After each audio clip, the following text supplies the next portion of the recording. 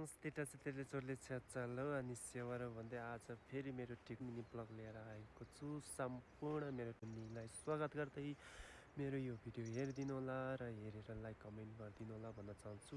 र आज चाहिँ म ठ्याक्कै मेरो गाउँको लेक साइडतिर छु होइन। अनि यो लेक साइडको यसो भ्यूहरू तपाईँहरूलाई देखाउँ भनेर चाहिँ मैले फोटो खिचेको। अनि हाम्रो लेक साइडको भ्यूहरू यस्तो छ होइन, तपाईँहरू हेर्न सक्नुहुन्छ। यता पुरा हरियाली भइसकेको छ। अब त बर्खा लागिसक्यो है। अस्तितिर त हिउँले पुरा छोपिरहेको थियो, अहिले त हिउँ पनि पिलिसक्यो, पुरा हरियाली भइसकेको छ। तल हाम्रो कोट हो होइन, तर हाम्रो कोट चाहिँ चौरीहरू चाहिँ उता डाँडा पछाडि छ, ऊ त्यो माथिको डाँडा पछाडि। तपाईँहरूलाई भयो भनौँ ऊ त्यो माथि डाँडाको पछाडि छ। अनि अहिले चाहिँ यो अलिक पछि भदौ असोजतिर मात्र आइन्छ यहाँ। अनि साथीहरूको कोट चाहिँ अलिक माथि यो उयो भित्र छ, उयो त्यो खोपभित्र।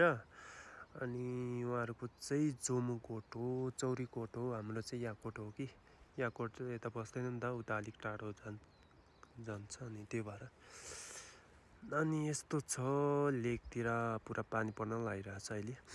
अनि मैले चाहिँ यसो भिडियो खिचिराखेको। अनि खासै राम्रो ठाउँ त छैन, तैपनि यसो डाँडाकाँडाहरू बढिसक्यो, मैदान खासै छैन।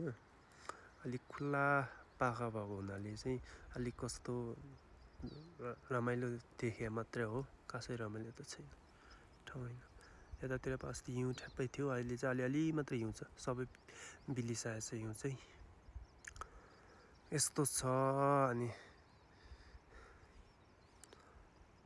यति देखाउन गइरहेको छु, हेरिदिनु होला सबैले भन्न चाहन्छु। आजको लागि यति नै, बाई।